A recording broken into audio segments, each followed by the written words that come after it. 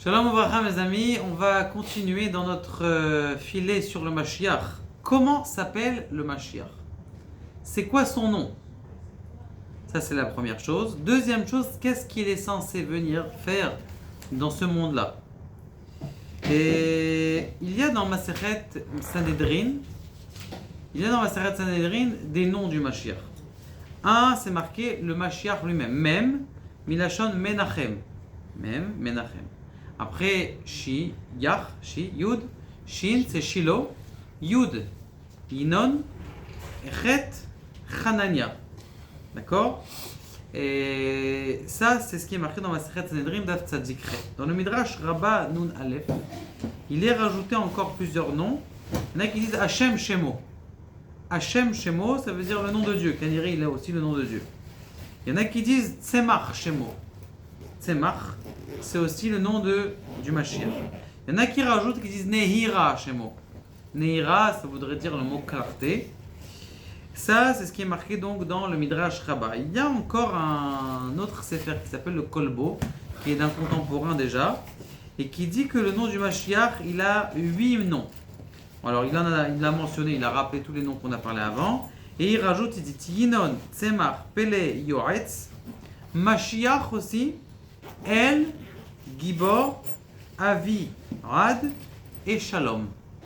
A priori, quand on dit un nom, c'est pas forcément de dire que son nom c'est comme ça qu'il va s'appeler. Parce que vous savez qu'il y a un midrash que vous avez déjà ramené une fois, des Asara Otot qu'avait donné Rabbi Shimon Bar Yochai, que le Mashiach allait venir. Et là-bas, il marque qu'il s'appelle Choshiel. Donc a priori, il faut savoir, il a un nom, plusieurs noms, qu'est-ce que ça veut dire? Quand quelqu'un il a un nom, en vérité, c'est une façon de se comporter. Comme on dit par exemple, même Dieu, il a plusieurs noms. Ça veut dire que Kadosh Baruch Hu, il a plusieurs noms.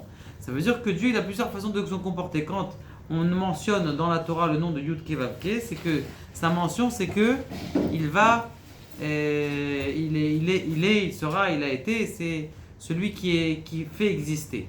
Elohim, c'est celui qui est rigoureux. Donc il y a plein de noms comme ça qui sont. Maintenant, un autre nom qui est intéressant est sur le même du mot Mashiach. C'est vrai que le mot Mashiach, ça veut dire roi. Mais je voudrais vous rappeler de ce Inyan-là qui est le golem de Rav Livae. Plus au nom qui s'appelle du Maharal. Le Maharal de Prague, il y avait beaucoup de alilot, beaucoup de problèmes qu'il y avait à Prague. Et d'ailleurs, vous savez qu'une fois j'étais à Prague, et vous regardez là où vous baladez à Prague et vous allez voir qu'il y a une synagogue. À côté de la synagogue, sur 100 mètres, même dans les gens du quartier, même chez les non-juifs, il y a encore là-bas des bribes de ce que c'est le Maharal de Prague. Ils ont fait une statue. Et en plus de cette statue, ils ont fait un golem. Une sorte de pierre, un monument, qui voulait dire que c'est le golem. C'est quoi ce golem? C'est une sorte d'être. Alors comment est-ce qu'on fait un golem comme ça? C'est quoi un golem? C'est une sorte de monstre qui a des forces surhumaines. Il peut porter, il peut courir, il peut nager, il peut résister au feu et il a des forces qui est... Et donc il en reçoit un papier du ciel, le Maharal de Prague, en lui disant tu vas faire un golem. Et ce qu'il fait, c'est qu'il demande à son beau-frère, qui est Cohen, et un autre Rav qui est Lévi, de venir s'associer à lui. Ils ont pris des mottes de terre. Ils ont fabriqué des mottes de terre et ils ont étudié, Raval que j'ai pas amené le livre, c'est le Sefer Yetzira, je l'ai ici dans... Et dans le Sefer Yetzira, justement, il est marqué comment est-ce qu'on fabrique un golem à un homme. Et une sorte d'homme, en vérité. Le seul manque de choses qu'il a, cet homme-là, c'est la force de la parole. Il n'a pas la force de la parole. Mais le reste, il a des forces surhumaines, des forces qui sont très très fortes.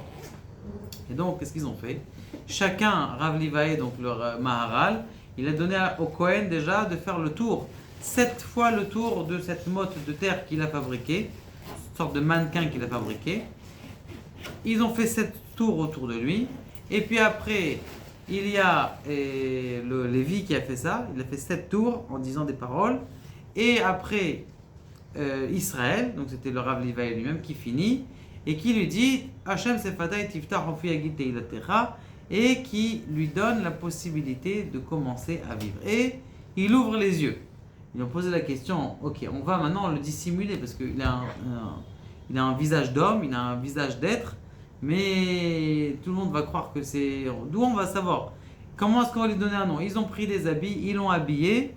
Et on va dire comment on va l'appeler. Ils ont dit on va l'appeler Yoïsele. Sympa, Yoïsele. C'est un beau nom. Yosef. Et donc ils l'ont appelé Yoïsele. Et si on me demande qu'est-ce que je vais faire avec moi, avec ce golem-là, eh bien tout ce qu'ils vont faire, eh bien c'est quelqu'un qu'on a trouvé au bord du fleuve. Et donc ils ont fait ce beddin. Et cet homme-là, ce golem plutôt, qui ne pouvait pas parler, qui était muet, eh bien il a fait. Donc ça veut dire qu'il est possible d'un être qui est surhumain, qui peut être brûlé, qui peut être, on racontera des histoires peut-être plus ultérieurement, un être qui peut être brûlé, qui peut être avec de l'eau, qui peut tirer dessus, il n'a rien du tout. Donc il peut exister un être surhumain comme ça. Maintenant, c'est quoi la force spéciale du Mashiach? Le mot Mashiach, ça veut dire Messiah, celui qui fait parler. Celui qui fait parler, ça veut dire que le Mashiach va nous aider à avoir des vibrations, à avoir des paroles et à comprendre la force de la parole. Comment est-ce qu'il a été fait ce golem? Il a été fait, c'est vrai, avec les mains, avec des modes de terre, mais aussi avec les paroles des sages qui se sont mis tout autour, avec des lettres de la Torah. Donc forcément que nous, notre travail qu'on a maintenant, aujourd'hui, pour faire venir le Mashiach, c'est de Messiah. Essayer de parler, prier, que chacun lui-même demande, oui, mais qui je suis moi pour prier, pour demander le Mashiach?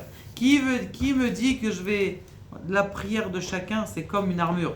Même si dans un endroit du corps, il manque une armure, eh bien la même chose. Ne soyez pas des golems, ne soyons pas des golems. Allez, ne pas laisser transparaître notre prière.